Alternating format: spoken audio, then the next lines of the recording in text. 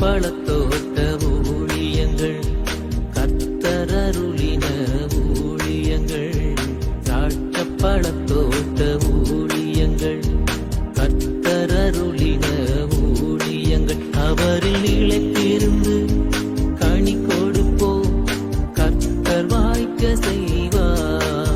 அவரில் நிலைத்திருந்து கனி கொடுப்போம், கர்த்தர் வாய்க்க செய்வார். துதி உமக்கே, துதி உமக்கே, துதி உமக்கே என்றுமே என்றும். துதி உமக்கே, துதி உமக்கே, துதி உமக்கே என்றுமே என்றும். துதி உமக்கே என்றுமே என்றும். துதி உமக்கே என்றுமே.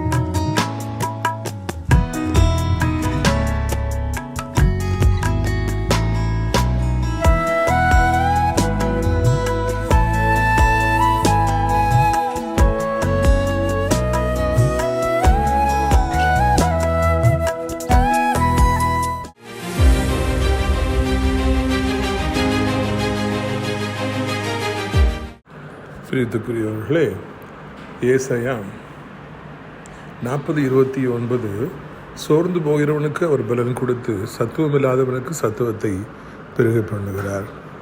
நிறைய பேர் இன்றைக்கி மிகவும் சோர்ந்து போகிறாங்க. பல பிரச்சனைகள் ஒவ்வொரு நாளும் நமக்காக காத்திருக்கின்றன. எதிர்பாராத விதங்களில், எதிர்பாராத மனிதர்கள் மூலமாக பல விதங்களில் பல பிரச்சனைகள். அப்பொழுது நம்ம சோர்ந்து போகிறோம், பலனே இல்லாமல் போகுது. அப்படிப்பட்டவர்களை கர்த்தர் வெறுக்காதபடிக்கு அவர் அவர்களை நேசித்து அவர்களுக்கு பலன் கொடுக்கின்றவராக இருக்கின்றாராம். சோர்ந்து போகிற நேரத்தில் கர்த்தர் தன்னுடைய பலத்தை உங்களுக்கு தராரு. மகனை எழும்பு, என் மகளை எழும்பு, நான் உன்னை தூக்கி நிறுத்துவேன். நான் உன் வாழ்க்கையில் இந்த பிரச்சனைகள் எல்லாற்றையும் மாற்றி தருவேன். இந்த பிரச்சனைகள் உன்னை விட்டு நீங்கும்படியாக செய்வேன். இந்த பொல்லாத மனிதர்கள் உன்னை விட்டு நீங்கும்படியாக செய்வேன். உன் தேவைகள் அனைத்தையும் சந்திப்பேன். உன்னை அதிசயங்களை காணப்படுவேன் என்று சொல்லி ஆண்டவர் நமக்கு அவர் பலன் கொடுக்கின்றார். எப்படி பலகீனமாக இருப்பவர்களுக்கு ட்ரிப் சேர்த்தி அவங்கள பலப்படுத்துறதுக்கு மருத்துவர்கள் முயற்சி எடுக்கிறாங்களோ, அதே மாதிரி தன்னுடைய பிள்ளைகள் சோர்ந்து போகிற பொழுதெல்லாம் ஆண்டவர் பல விதங்களிலே அவர்களுக்கு ஆசீர்வாதங்களை கொடுத்து பலம் கொடுத்து அவர்களை தூக்கி நிறுத்துகிறார்.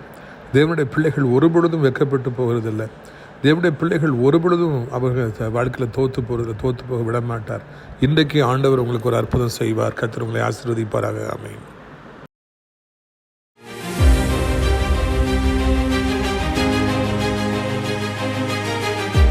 சிறியவனை பொழுதிலிருந்தும் எளியவனை குப்பையிலிருந்தும் எடுத்து உயர்த்தி ராஜாக்களோடும் பிரபுக்களோடும் பந்திருக்க செய்கிற அருமை ஆண்டவர் இயேசு கிறிஸ்துவின் இனிதான நாமத்தினாலே இந்த சத்தத்தை கேட்கின்ற அனைத்து தேவனுடைய பிள்ளைகளுக்கும் என்னுடைய அன்பான வாழ்த்தல்கள்.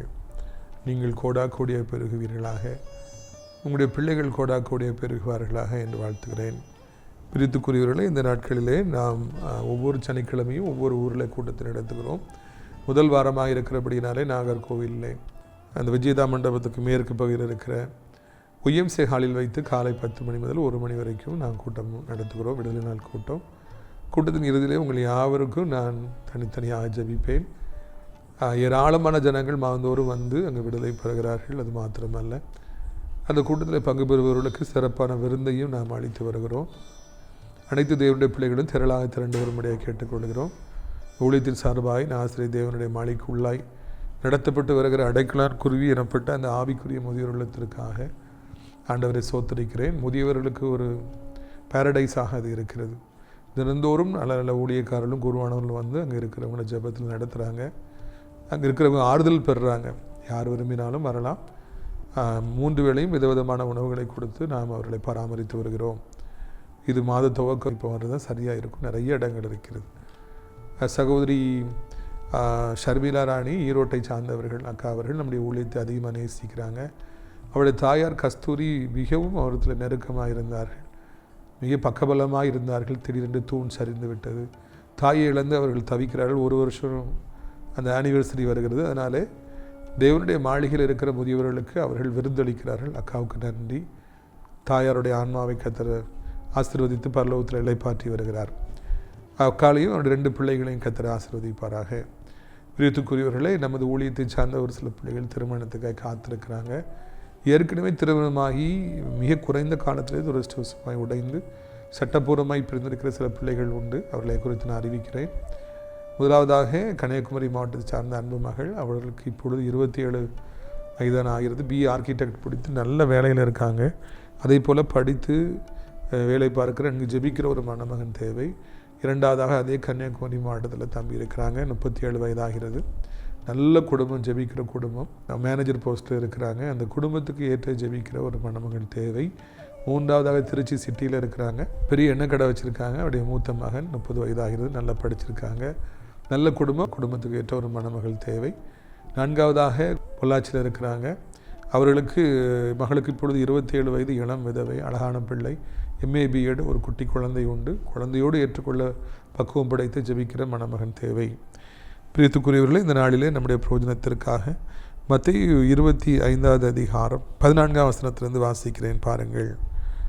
அன்றையும் பரலோகராஜ்யம் புறதேசத்திற்கு பிரயாணமாய் போகிற ஒரு மனுஷன் தன் ஊழியக்காரர்களை அழைத்து தன் ஆஸ்திகளை அவர்கள் வசமாய் ஒப்புவித்தது போல இருக்கிறது. அவனுடைய திறமைக்கு தக்கதாக ஒருவனிடத்தில் 5 தாளந்தும், ஒருவனிடத்தில் 2 தாளந்தும், ஒருவனிடத்தில் 1 தாளந்துமாய் கொடுத்து உடனே பிரயாணப்பட்டு போனான். பரலோகராஜ்யத்தை குறித்து ஆண்டவர் நிறைய உவமைகளை சொன்னார். God has spoken with many parables. Not direct but indirectly God has spoken through these parables.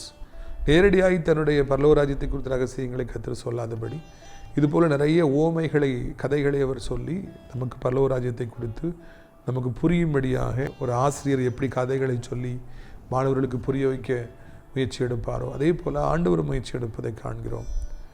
சில காரியங்களில் ஆண்டவர் முகமுகமாய் நம்மோடு பேசுவார். இதை காரியத்தை அப்படி செய், இப்படி செய்ன்னு சொல்லுவார். இதை பண்ணு, இதை பண்ணாதன்னு சொல்லுவார். அப்படி நடத்தல தெளிவாக காணலாம். நம்ம அப்போ வந்து நடத்தலை புரிந்து கொண்டு அவர் சொல்கிறபடி பாதையில் போனால் வேதனை இல்லாமல் இருக்கும். சில நேரங்களிலே ஆண்டவர் இது போல் ஓமையின் மூலமாக பேசுவார். யாரோ ஒரு வாழ்க்கையில் நடக்கிற சம்பவத்தை காண்பித்து உனக்கு இப்படி நடந்து விடக்கூடாது, நீ இதிலிருந்து ஒதுங்கிக்கொள். பற்றி அவங்களுக்கு இப்படி பிரச்சனை வந்ததுக்கு காரணம் இந்த தப்பு தான் செஞ்சாங்க, நீ இந்த தப்பை செஞ்சிடாத, இதுலேருந்து நீ ஒதுங்கிக்க. ஓமைகளின் மூலமாக அவர் இன்னொருடைய வாழ்க்கையில் நடக்கிற ஓமைகளின் மூலமாக கர்த்தர் நம்மோடு பேசுவார். அது எதிர் வீட்டை சார்ந்தவங்களாக இருக்கலாம், பக்கத்து வீட்டை சார்ந்தவங்களாக இருப்பாங்க, கூட படிக்கிறவங்களுடைய வாழ்க்கையாக இருக்கும், வேலை பார்க்குறவங்களுடைய வாழ்க்கையில் ஒரு சம்பவம் நடக்கும். அப்போ அந்த ஓமியை ஆண்டவர் காமிப்பார். பாரு, அவங்க இப்படி ஒரு தவறு செஞ்சதுனால தான் இப்படி பிரச்சனை வந்துருச்சு, என் மகனை நீ அப்படி செஞ்சிடாத, உனக்கும் அதே போல் ஆபத்து வந்துவிடும். அவருடைய ஒரே ஒரு நோக்கம், நமக்கு எதுவும் ஆபத்து வந்து விடக்கூடாது, நாம் எந்த தவறையும் செய்திடக்கூடாது, முக்கியமாக நாம் எந்த ஒரு தவறான முடிவையும் எடுத்துவிடக்கூடாது என்று ஆண்டவர் அதிக அக்கறை உடையவராக இருக்கிறபடியினாலே நிறைய ஓமைகளை ஒவ்வொரு நாளும் கண்களுக்கு முன்பதாக கொண்டு வருகிறார். நிறைய மனிதர்களுடைய வாழ்க்கையை கர்த்தர் நமக்கு காமிக்கிறார். பாரு, இவங்கெல்லாம் இவ்வளோ உயரத்தில் இருந்தாங்க, இந்த தவறை செஞ்சதுனால தான் கீழே விழுந்தாங்க, அவங்க ஒன்றும் இல்லாமல் போயிட்டாங்க, காணாமல் போயிட்டாங்க, காரணம் இந்த தவறு தான். பார்த்துக்க, நீ மகனை இப்படி செஞ்சிடாத, இந்த காரியத்தை செஞ்சிடாத. அநேக எச்சரிப்புகளைத்தான் ஆண்டவர் நமக்கு ஒவ்வொரு நாளும் கொடுக்கின்றார். அநேக பாடங்களை ஆண்டவர் ஒவ்வொரு நாளும் நமக்கு கற்றுக் கொடுக்கிறார். அதுக்கு முக்கிய காரணம் என்ன தெரியுமா? அவர்களுக்கெல்லாம் நடந்த ஆபத்து நமக்கு வந்துடக்கூடாதுன்னு சொல்லி அவர் விரும்புகிறபடியினாலே, அப்படி ஆண்டவர் நம்மை அதிக அக்கறையோடு நேசிக்கிறபடியினாலே அவருடைய அன்பு மாயமற்றதாக இருக்கிறபடினால்தான் இந்த மாதிரி காரியங்களை காமிச்சிக்கிட்டே இருக்கிறார். ரோட்டில் போகும்போது ஒரு விபத்தை காமிச்சாருன்னா ஒரு காரணம் இருக்கும். மகனை பார்த்துக்க, எவ்வளோ பெரிய ஆபத்தில் இருந்த உலகம், கவனமாக போகணும். ஒரு காரணம் இல்லாமல் அந்த காட்சியை நமக்கு காண்பிக்கவே மாட்டார். ஒவ்வொரு நாளும் ஆண்டவர் நம்மோடு பேசுவதற்காக பிரயாசப்படுகிறார், ஆசைப்படுகிறார். எதையாவது ஒரு சம்பவத்தை நம்ம கண்களுக்கு முன்பதாக கொண்டு வந்து அதை காண்பித்து, இந்த பாரு, இந்த உலகம் எவ்வளோ வேதனையுடையதாக இருக்குது, உனக்கு அந்த வேதனை வந்துடக்கூடாது மகனே என்று ஆண்டவர் நம்மோடு பேசுவதற்காக ஆண்டவர் விரும்புகிறவராக இருக்கின்றார். நம்ம யாரை நேசிக்கிறோமோ அவங்ககிட்ட அதிகமாக பேசுகிறோம், அவங்களுக்கு அதிக நேரத்தை கொடுக்குறோம், முக்கியத்துவத்தை கொடுக்குறோம், அவங்களுக்கு உதவி செய்கிறோம், அவங்க அன்பு இழந்துடக்கூடாதுன்னு நம்ம நினைக்கிறோம். அதுதான் ஆண்டவருடைய அன்பு கூட. அவர் உண்மையாய் நம்ம நேசிக்கிறார். நமக்கு ஆபத்து வந்து விடக்கூடாது, நாம் கீழே தள்ளப்பட்டு விடக்கூடாது. ஒவ்வொரு நிமிடம் எத்தனையோ பேர் தங்கள் வேலையிலேருந்து கீழே தள்ளப்படுறாங்க, பிஸ்னஸ்லேருந்து கீழே தள்ளப்படுறாங்க, அவங்க உயரத்துலேருந்து கீழே தள்ளப்படுறாங்க. எவ்வளோ பேர் அழிஞ்சு போயிட்டு இருக்காங்க. நமக்கு அந்த நிலைமை வந்துவிடக்கூடாது என்பதற்காகவே அநேக ஓமைகளின் மூலமாக கர்த்தர் நாள்தோறும் பேசுகிறார். பைபிளை திறந்தால் எத்தனை ஓமைகள் மூலமாக கர்த்தர் பேசுகிறது போல நம்முடைய வாழ்க்கை பாதையிலும் கூட ஆண்டவர் அநேக ஓமைகளை காண்பித்து நம்மோடு பேசி நம்மை அவர் அரவணைக்கிறவராக இருக்கின்றார். பிரியத்துக்குரியவர்களே, இதை நீங்கள் புரிந்து கொள்ள வேண்டும் என்று உங்களை நான் அன்பாக அழைக்கின்றேன். பிரியத்துக்குரியவர்களே, ஆண்டவர் நம்மகிட்ட பேசுகிறாருன்னா ஒரு அதிர்ச்சியான காட்சியை காமிக்கிறார், இல்லைன்னா ஏதோ ஒரு சம்பவத்தை காமிக்கிறாருன்னா அவர் நம்மை நேசிக்கிறார் என்பதை புரிந்து கொள்வோம். அவர் நம்மகிட்ட பேச வருகிற பொழுது அவருக்கு இடம் கொடுப்போம். அலட்சியப்படுத்தாதபடிக்கு கர்த்தாவே சொல்லும் அடியேன் கேட்கிறேன் சாமுவேல் தீர்க்கதரிசி சொன்னார் இல்லையா? அதே போல் நாம் எப்பொழுதுமே அந்த வார்த்தைகளெல்லாம் நான் கேட்கத்தக்கதான ஒரு மனதையும், அப்படிப்பட்ட ஒரு காதுகளையும், கேட்கிற ஒரு காதுகளையும், பார்க்கிற கண்களையும் கர்த்தர் நமக்கு தருவாராக, சிந்திக்கிற இதயத்தை கர்த்தர் நமக்கு தருவாராக என்று நான் வாழ்த்துகிறேன். இங்கு பாருங்கள், இரண்டாவதாக நான் காண்கிறோம், அவர் அவசர அவசரமாக ஊருக்கு போகிறார். ஒரு பெரிய பணக்காரர், பெரிய காசு வச்சுருக்கிறார், சொத்துக்கள் வச்சுருக்காரு. அவருக்கு ஒரு அவசரம் வருது, உடனே அவர் வெளிநாட்டுக்கு போகிறார், புறதேசத்துக்கு போனார் என்று பார்க்கிறோம். அப்போது அது எதிர்பார்க்காத ஒரு ஜேர்னி, டக்குன்னு அவர் கிளம்பி போகிறார். எல்லாத்தையும் விட்டுட்டு, சொத்துக்களை விட்டுட்டு, அவருடைய வேலைக்காரர்களை விட்டுட்டு, அவருடைய ஆடு மாடுகளை விட்டுட்டு, ப்ராப்பர்ட்டிஸ் நிறைய இருந்திருக்கும், பில்டிங்ஸ் இருந்திருக்கும், வீடு இருந்திருக்கும், குடும்பம் இருந்தது, எல்லாத்தையும் விட்டுட்டு அவர் டக்குன்னு சொல்லி ஒரு இடத்துக்கு போகிறார். உடனே அவர் ரீப்ளேஸ் பண்ணார்.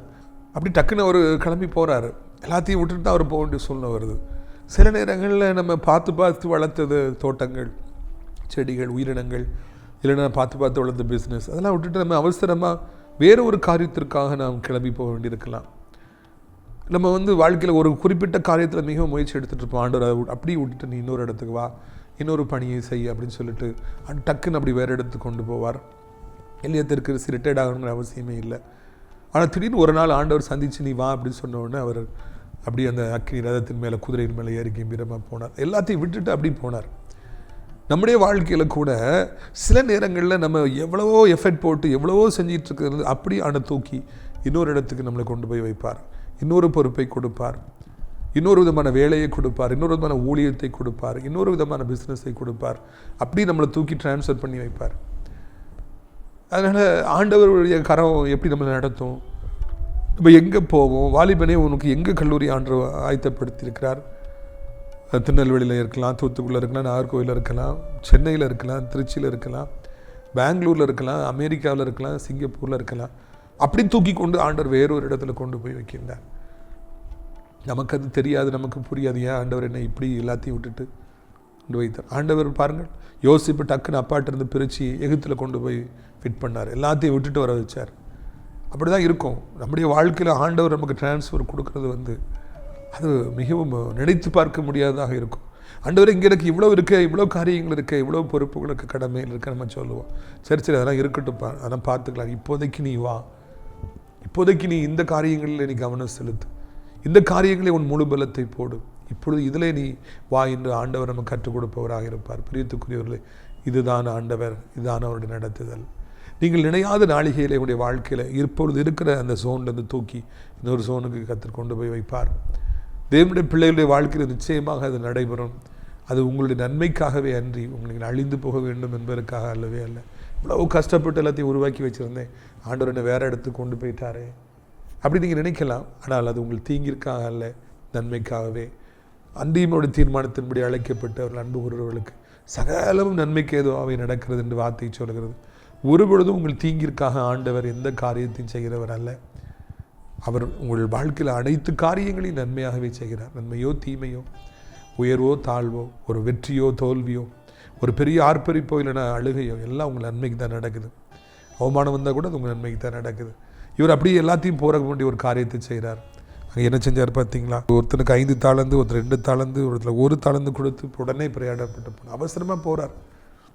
ஆனால் அதுலேயும் 5 தாளந்து ஒருத்தர் கொடுக்காரு, 2 தாளந்து ஒருத்தர் கொடுக்குறாரு, ஒரு 5 லட்சம்னு வச்சுக்கோமா, ஒரு 2 லட்சம் ஒருத்தர் கொடுக்குறாரு, இன்னொருத்தருக்கு 1 லட்சம் சொல்லி கொடுத்துட்டு அவர் போகிறதுக்கு முன்னாடி இந்த அவசரத்துலையும் அவனுடைய தகுதிக்கு தக்கதாக, அருமையானது வார்த்தை, அந்த வார்த்தையை பாருங்கள், அவனுடைய திறமைக்கு தக்கதாக, தகுதிக்கு தக்கதாக 5, 2, 1, 5 லட்சம், 2 லட்சம், 1 லட்சம் சொல்லி அது அவசரத்துலேயும் கூட மூளை நல்லா வேலை செய்து யாருக்கு எவ்வளோ கொடுக்கணும்னு அந்த எஜமானுக்கு தெரியுது. கரெக்டாக அதை கொடுத்துட்டு தான் அவர் போனாருன்னு பார்க்குறோம். யார் எவ்வளவு தகுதியாக இருக்காங்களோ அதுக்கு தக்கபடி தான் அவங்களுக்கு கொடுக்கணும், அவங்கள தக்கபடி தான் அவங்களை நடத்தணும். ஒரே மாதிரி எல்லோரும் கொடுக்க முடியாது. எல்லாரும் நம்முடைய வாழ்க்கையில் அது மிகப்பெரிய பாடம். நம்ம ஒரு பிஸ்னஸ் பண்ணுறோம், வைங்களா, அதில் நிறைய வேலைக்காரங்க இருப்போம். எல்லாருக்கும் ஒரே மாதிரி சம்பளம் கொடுக்க முடியாது. ஊழியம் பண்ணுறோன்னா எல்லாரையும் ஒரே மாதிரி நடத்த முடியாது. ஒவ்வொருக்கும் ஒரு திறமை இருக்கும், ஒவ்வொருக்கும் தாளந்து இருக்கும், ஒவ்வொருவரும் ஒரு லெவலில் இருப்பாங்க. அந்த லெவலுக்கு ஏற்ற மாதிரி தான் நம்ம அவங்க கையில் பொறுப்பை கொடுக்கணும், பணத்தை கொடுக்கணும், சம்பளத்தை கொடுக்கணும். யார் ரொம்ப சமத்துவத்தை நான் பின்பற்றேன், நான் எல்லாருக்கும் ஒரே மாதிரி தான் கொடுப்பேன் அப்படிலாம் இருந்தோன்னா நம்ம நிற்க முடியாது. நீங்கள் அந்த 1 லட்சம் கொடுக்க தகுதியானவருக்கு போய் 5 லட்சத்தை கொடுத்தீங்கன்னா அவங்க இழந்து போயிடுவாங்க. அந்த பணம் அப்படி ஒன்றுமே இல்லாமல் போயிடும். 5 லட்சம் கொடுக்குறவருக்கு போயிட்டு 1 லட்சம் கொடுத்தோன்னா நமக்கு லாபமே இல்லாமல் போயிடும். அதனால் அவருக்கு 5 லட்சம், இவருக்கு 2 லட்சம், இவருக்கு 1 லட்சம். ஒவ்வொருக்கும் ஒரு தகுதி இருக்குதுங்க. எல்லோரும் ஒரே கிளாஸ் தான் படிக்கிறாங்க, ஒரே டீச்சர் தான் பாடம் நடத்துகிறார். ஆனால் எல்லோரும் ஒரே மார்க் எடுக்கிறாங்களா? எல்லாருக்கும் ஒரே மாதிரி திறமை இருக்குதா? இல்லை. ஒவ்வொருவரும் வேறு வேறு மாதிரி இருப்பாங்க, ஒவ்வொரு தாளந்தோடு இருப்பாங்க. யாருக்கு எதை கொடுக்க வேண்டும் என்பதை முதலாவது நீங்கள் அறிந்து கொள்ளுங்கள். யாரை வாழ்க்கையில் எந்த இடத்துல வைக்க வேண்டும், யாரை உயரத்தில் வைக்க வேண்டும், யாரை கீழே வைக்க வேண்டும், அந்த பாடத்தை நீங்கள் கற்றுக்கொள்ளுங்கள். நீங்கள் கீழே வைக்க வேண்டியவங்களை மேலே கொண்டு வச்சிங்கன்னா வேதனை உங்கள் வாழ்க்கையில் வந்துவிடும், கண்ணீர் உங்கள் வாழ்க்கையில் வந்துவிடும், கதறி அழ வேண்டிய சூழ்நிலைகள் வந்துவிடும், அவமானங்கள் வந்துவிடும். நீங்கள் கொடுக்குற பொறுப்பை தரையில் போட்டு அவர்கள் மிதித்து வெட்கப்படுத்தி விடுவார்கள். அதே நேரத்தில் மிக திறமையானவர் உங்கள் பக்கத்தில் இருப்பாங்க, மிக அன்பானவர்கள் உங்கள் பக்கத்தில் இருப்பாங்க, உங்களுக்கு மிக உண்மை உள்ளவர்கள் உங்கள் பக்கத்தில் இருப்பாங்க. அவர்களுக்கு கொடுக்க வேண்டியது நீங்கள் கொடுக்காம அள்ளல் தட்டிட்டீங்க அப்படின்னா, அவர்களுக்கு முக்கியத்துவம் கொடுக்காம விட்டுட்டீங்க அப்படின்னா, உங்களுக்கு கிடைக்க வேண்டிய ஆசீர்வாதங்களை நீங்களே தடுத்து விடுகிறீர்கள். அவங்க பொறுப்பு கொடுத்துருந்தீங்கன்னா எவ்வளோ நல்லா செஞ்சுருப்பாங்க. ஆனால் நீங்கள் வேண்டான்னு சொல்லி விட்டுட்டீங்கன்னா அது மூலமாக உங்களுக்கு பெரிய இழப்புகள் வந்துவிடும் என்பதை நான் தாழ்மையோடு தெரியப்படுத்த விரும்புகிறேன். வாழ்க்கையில் யாரை எங்கே வைக்கணுங்கிறத முதலாவது படிங்க. ஏன்னா இது மிக முக்கியமானது. அந்த மனிதன் எல்லாருக்கும் ஒரே மாதிரி கொடுக்கவே இல்லை. யாருக்கு என்ன திறமையோ தகுதியோ அதை கரெக்டாக கொடுத்துட்டு போனார். ஒவ்வொருவரையும் நீங்கள் நிதானியுங்கள். உங்கள்கிட்ட பழகிறவங்க எல்லாரும் எப்படிப்பட்டவங்க, நல்லவங்களா கெட்டவங்களா, இவ்வளோ திறமை இருக்குது, இவ்வளோ திறமை இல்லை, யாரை எதுக்கு யூஸ் பண்ணக்கூடாது, யாருக்கு பொறுப்பு கொடுக்கக்கூடாது, யாரை பக்கத்தில் வைக்கக்கூடாது, முதல்ல அதை தெரிஞ்சுங்க. அப்பொழுது தான் அங்கே சமாதானம் உண்டாகும். நான் அவளை குறையாக கொடுத்தா என்னை மேலே வருத்தப்படுவாங்களோ, அவங்க நிறையா கொடுத்துருக்கீங்க எனக்கு கொடுக்கலன்னு கேட்பாங்களோ, அப்படிலாம் யோசிச்சுட்டு இருந்தீங்கன்னா நீங்கள் அழிஞ்சு போயிடுவீங்க. கவனமாக இருங்க. இதெல்லாம் கொடுத்துட்டு தான் அவ்வளோ அவசரத்துலேயே கொடுத்துட்டு போனார். எவ்வளோ அவசரம் இருந்தாலும் வாழ்க்கையில் செய்ய வேண்டிய கடமைகளை ஒழுங்காக செஞ்சிடணும். இப்போ பாருங்கள், எவ்வளவோ வேலைகள் இருந்தாலும் தினந்தோறும் 1/2 மணி நேரம் செய்தி கொடுக்கணும்னு எவ்வளோ ஊழியம் செய்யணும், சனிக்கிழமை ஊழியத்து போகணும். கர்த்தர் பலன் கொடுத்து வர அதை செஞ்சால் தான் எனக்கு நிம்மதி. அதை போல் உங்களுடைய வாழ்க்கையிலும் கர்த்தர் உங்களுக்கு எவ்வளோ வேலைகள் கொடுத்துருந்தாலும் என்ன ஊழியங்களை கர்த்தர் தந்திருக்கிறாரோ அதை ஒழுங்காக செஞ்சுருங்க. அப்போ தான் நிம்மதியாக வாழ முடியும், அப்படி தான் ஆசீர்வாதம் வாழ முடியும். 19ஆம் வசனம், கொஞ்ச காலம் பின்பு ஊழியக்காரன் திரும்பி கணக்கு கேட்டான். கொஞ்சம் காலம் கழிச்சு திரும்பி வந்துடுறாரு. அவங்ககிட்ட என்னாச்சுப்பான்னு சொல்லி கணக்கு கேட்டாராம். அவர் நிரந்தரமாக போகல, கொஞ்ச காலம் தான் போனார். போயிட்டு வந்துடுறாரு. வந்துட்டு கூட்டுறாரு. 5 லட்சம் கொடுத்தேன், 2 லட்சம் கொடுத்தேன், 1 லட்சம் என்ன பண்ணேன் அப்படின்னு சொல்லி கேட்குறாரு. அவர் கேட்காம விட்டுருந்தாருன்னா அர்த்தமே கிடையாது. கொடுத்ததை கண்டிப்பாக அவர் கணக்கு கேட்பார். யாருக்கு என்ன அவர் கொடுத்துட்டு போனாரோ அதை கண்டிப்பாக அவர் திருப்பி கேட்பார். நம்முடைய வாழ்க்கையிலும் கூட நாம் ஒரு பொறுப்பை ஒருத்தர் கொடுத்துருக்கோம் அப்படின்னா, நீங்கள் என்ன பண்ணியிருக்கீங்க, என்ன ப்ராக்ரஸ் பண்ணியிருக்கிறீங்க, என்ன காரியங்களை நீங்கள் இம்ப்ரூவ்மெண்ட் கொண்டு வந்திருக்கிறீங்க. பிள்ளைகளுக்கு பணம் கொடுத்தோன்னா நீ என்ன பண்ணியிருக்கிற கணக்கு கேட்கணும். அது நீ எப்படி செலவழித்தேன், காலேஜுக்கு போகும்போது எப்படி டூருக்கு 2000 5000 கொடுத்தேன், என்ன பண்ண, டெய்லி இவ்வளோ காசு உனக்கு பாக்கெட் மணி தரேன், நீ என்ன பண்ணுற. ஆண்டவருடைய பிள்ளைகளிடத்தில் நான் கணக்கு கேட்க வேண்டும். அது பிள்ளையாக இருந்தாலும் சரி, நண்பனாக இருந்தால் யாராவது சரி, கணக்கு கேட்கல அப்படின்னாலே அங்கே பிரச்சனைகள் வந்துவிடும். அதை நீங்கள் மறந்துவிடவே கூடாது. ஒரு நல்ல உக்கரானக்காரனாக இருக்க வேண்டும். கர்த்தர் நமக்கு கோடி ரூபாய் தரலாம், 10,000 கோடி ரூபாய் தரலாம். ஆனால் 100 ரூபா செலவழித்தாலும் 1000 ரூபா செலவழித்தாலும் அது எப்படி செலவழிக்கப்படுகிறது, எதற்கு செலவழிக்கப்படுகிறது, நியாயமாய் செலவழிக்கப்படுகிறதா இல்லைன்னா அதில் அநியாயங்கள் நடக்கிறதா என்பதையெல்லாம் நாம் நிதானிக்க வேண்டும். பணம் எப்படி செலவழிக்கப்படுகிறது என்பதை நிச்சயமாய் கவனிக்க வேண்டும். நிறைய பேர் ராஜ்யம் கீழே விழுந்துட்டுனா காரணம் அந்த பணம் எப்படி செலவழிக்கப்படுறங்கிறத அவங்க வாட்ச் பண்ணலை, கணக்கு கேட்கல, அதனால தான் அவங்க விழுந்து போயிட்டாங்க. நாம் கண்டிப்பாக கணக்கு கேட்க வேணும். கேட்டால் தான் நம்ம வாழ்க்கையில் நாம் வாழ முடியும்.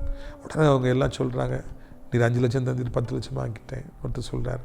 இன்னொருத்தர் 2 லட்சம் தந்தீங்க 4 லட்சமாக தந்துட்டேன்னு சொல்லி அவர் சொல்கிறார்.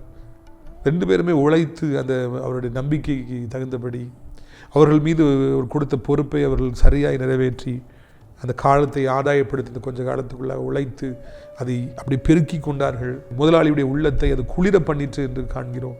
கொஞ்சத்தில் உண்மை விடையெல்லாம் இருந்து இன்னும் நிறைய உங்களுக்கு தர, பல லட்சங்களை தர, கோடியில் தரேன் கொடுத்தாரா. காலத்தையும் ஆதாயப்படுத்த வேண்டும், உழைக்கவும் செய்யணும். கொஞ்ச காலம் தான் போயிருந்தார், 2 வருஷமா 3 வருஷமா தெரியல. அதுக்குள்ளே உழைச்சி டபுள் ஆக்கிட்டாங்க. நாம் அப்படி டபுள் ஆக்குறோமா? நம்ம உழைக்கிறோமா? நம்ம பெருகுகிறோமா? நம்ம பிஸ்னஸை டபுள் ஆக்குறோமா? அட்லீஸ்ட் இவங்க எல்லோரும் டபுள் ஆக்கிட்டாங்க. நீ என்ன பிஸ்னஸ் பண்ணாலும் டபுள் ஆக்கணும். 1 வருஷம் 2 வருஷத்துக்குள்ளே அது 2 மடங்கு ஆகணும். அதுதான் உழைப்பு, அதுதான் நீங்கள் காலத்தை ஆதாயப்படுத்துவது. இந்த பூமியில் ரொம்ப காலம் வாழ போகிறதே இல்லை.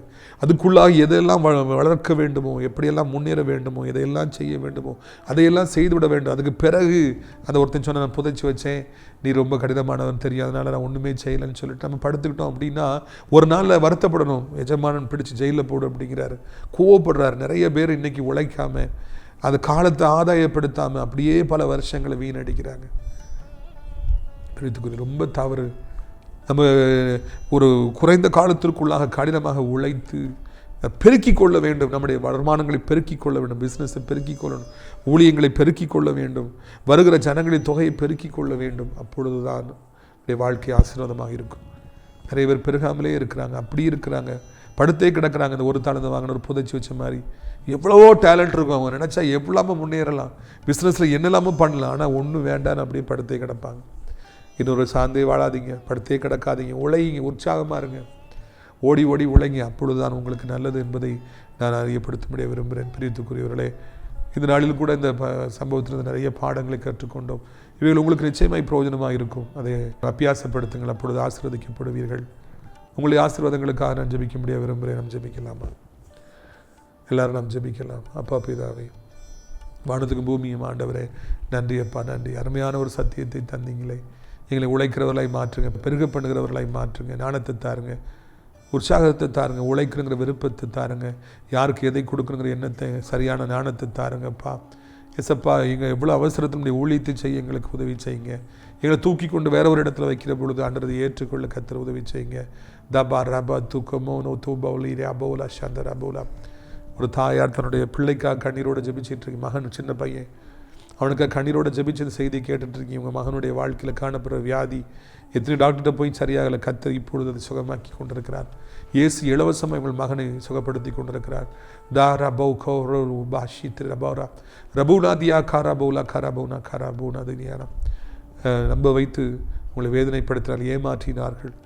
அப்படியே உங்கள் பாதையில் நீங்கள் வரும்பொழுது இப்படிப்பட்ட பொல்லாத மனிதர்களை நான் சந்திப்பேன் நீங்கள் நினைக்கவே இல்லை.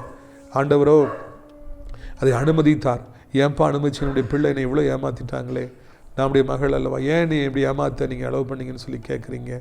ஒரு சில காரியங்களை புரிந்து கொள்ள வேண்டும் என்பதற்காக நான் அமைதியாக இருந்தேன். இனி உனக்காக அவர்களை வழக்காடுவேன். யார் உன்னை ஏமாத்துறாங்களோ அவர்கிட்ட நான் போய் வழக்காடி அவர் உன்னை வெட்கப்படுத்துறதுக்கு பதிலாக நான் கணக்கு கேட்பேன். நீ தைரியமாக இரு, அவரை நீ தேடியும் காண மாட்டா என்று சொல்லுகிறேன். நன்றி. லத்ரி பாரா துபா ருபானா சந்திரு துபாரா. வேலை ஸ்தலத்தில் அதிக பாடுகள், அதிக பிரச்சனைகள், உபத்திரவங்களை நிமித்தமாய் தம்பி மிகவும் மனசோர்ந்து போயிருக்கிறீங்க. உழைக்காதவங்களுக்கெல்லாம் முக்கியத்துவம் கொடுக்குறாங்க. உண்மையாக இருக்கிற எனக்கு ஒன்றுமே செய்ய மாட்டேங்கிறாங்களேன்னு சொல்லி வேலையை பார்க்குற இடத்துல பிரச்சனையால் மிகவும் சோர்ந்து போயிருக்கிற தம்பி, கர்த்தர் அந்த நாளிலே உங்களுக்கு அந்த இடத்துல ஒரு அனுகூலமான சூழ்நிலை உருவாக்குவார். அவர்கள் முன்பு உங்களை உயரத்தில் கொண்டு போய் வைப்பார். அதே வேலையில் கர்த்தர் உங்களை உயர்த்துவார். லா ரபவுனா ஷதூர் மா தூபா ரூபா நியா தூபா ரகுபா தனபாலம். சுற்றி இருக்கிறவங்க, ஆண்டு அறியாதவங்க, நீங்கள் ஆண்டு பிள்ளையாக இருக்கிறதுனால அன்பு மகளே உங்களுக்கு அதிக துக்கத்தை கொடுக்குறாங்க, உங்களை வேதனைப்படுத்துகிறாங்க, அதிகமாக உங்களுக்கு டார்ச்சர் கொடுக்குறாங்க. என்ன பண்ணணும்னு சொல்லி தெரியல, வீட்டை விற்றுட்டு போயிடலாமா நினைக்கிறீங்க. கொஞ்சம் பொறுங்க, அவர்களுடைய கோட்டைகள் இடிந்து விழும், தகர்ந்து விழும். உங்களை எவ்வளோக்கு எவ்வளோ இன்றைக்கி அவங்க துன்பப்படுத்தினாங்களோ அவ்வளோக்கு எவ்வளோ ஆண்டவர் நாளைக்கு அவர்களை துன்பப்படுத்துவார். உங்கள் காலில் வந்து அவர் விழுவதை நீங்கள் காண்பீர்கள். லாரா தீ மாரா தூபானா ரியா கரபானா சந்தரா ஒரு அபாலா காரா. ஒரு அன்பு மகள் பிஸ்னஸ் ஆரம்பிச்சிங்க, இருக்கிற கொஞ்சோல பணத்தை போட்டு ஆரம்பிச்சிங்க, கஷ்டப்பட்டு உழைச்சிங்க, எல்லாம் போயிடுச்சு, என்ன பண்ணுவேன்னு தெரியாமல் இருக்கிறீங்க, இனி எனக்கு எதிர்காலம் உண்டான்னு கேட்குறீங்க. ஆண்டவர் உங்களுக்கு அதிசயமானபடிக்கு வாசலில் திறப்பார். இதை இழந்து போனீர்கள் அது 100 மடங்கு 1000 மடங்கு திரும்ப சீக்கிரத்தில் பெற்றுக்கொள்வீர்கள். மனம் சோர்ந்து போகாதீங்க. அங்கு ஆண்டவர் உங்களுக்காக ஒரு வாசலை நிச்சயமாக இன்றைக்கு திறப்பதை நீங்கள் பார்ப்பீர்கள். கர்கரா தாபாலா ஷிகரா தி அபானா பாரா. ஒரு உள்ளத்தில் காயம், அன்பு மகள் அழுதுகிட்டே இருக்கிறீங்க, வீட்டில் தனிமையாகவே இருக்கிறீங்க, ஏமாற்றப்பட்டபடினால கதறிக்கிட்டே இருக்கிறீங்க, எதையுமே செய்ய மனசில்லை, வீட்டை விட்டே வெளியே வர மனசில்லை. இன்றைக்கு செய்தி மூலமாக கர்த்தர் உங்களை ஆற்றார், தேற்றார். அந்த அன்பை விட உண்மையான அன்பு என்னுடைய அன்பு, அதை ஏற்றுக்கொள். இந்த காகிதங்களை நான் ஆற்றுவேன். யாருடைய ஏமாற்றங்கள் வெக்கப்பட்டு போவாங்க, கண்ணு முன்னால் உன்னை உயர்த்துவேன் என்று ஆண்டவர் சொல்லுகிறார். லெரிபாரா தூபா ரீபோனா சாந்தரோ தூகுரு கதியாபா ரபூக்கர். அன்பு தாயே, உங்களுடைய மகன் குடித்து விட்டு வந்து போதை பழக்கத்தில் வந்து கெட்ட நண்பர்களோடு சேர்ந்து கெட்ட வார்த்தைகளை பேசி உங்களை வேதனைப்படுத்துறதுனால கண்ணீரோடு செய்தியை கேட்டுட்டு இருக்கேன். கர்த்தர் இன்றைக்கு தூதர்களை அனுப்பி நண்பர்களை அப்புறப்படுத்தி அவனை போதை பழக்கத்தை விடுவித்து நல்ல மகனாய் மாற்றுவேன் என்று சொல்லுகிறார். எக்ஸாம் எழுதுகிற பிள்ளைகளுக்கு ஞானத்தையும் புத்தியும் தாருங்கப்பா. எப்படியா நல்ல கவர்மெண்ட் எக்ஸாம் நல்லா எழுதி உயர்ந்த அடைக்கலத்தில் வைக்கப்பட பெற்றோருடைய கண்ணீர் ஆசிரியங்க. இத்தனை வருஷமாக உழைச்சிருக்காங்க, வருஷம் முழுக்க உழைச்சிருக்காங்க, உழைப்புக்கு தக்க ஊதியத்தை தார். அடைக்கலான்குரிய முதியோர்கள் இருக்கிற ஒவ்வொருவரையும் ஆசீர்வதியும். சேர அநேக முதியோர்களை கொண்டு வாரும். ஏசப்பன் சத்தத்தை கேட்டவர்கள் ஒவ்வொரு இந்து மேற்கொண்டு ஆசீர்வதியும். ஏசி மூலம் ஜெபிக்கிறோம் பிதாவே. என் ஆத்மாவை கர்த்தரை சோத்திரி, என் மூலம் பரிசுத்த நாமத்தை சோத்திரி. என் ஆத்மாவை கர்த்தரை சோத்திரி, அவசிய சகல பாரங்களையும் ஒரு பொழுதும் மறவாதே. கர்த்தராகிய இயேசு கிறிஸ்துடைய கிருபையும் பிதாவாகிய தேவனுடைய அன்பும் பரிசுத்த அநியோன்யம் வல்லாத பிரசன்னம் உங்கள் அனைவரோடும் என்றைக்கு சதா காலம் வைத்திருப்பதா. அல்லேலூயா, அல்லேலூயா. God bless you.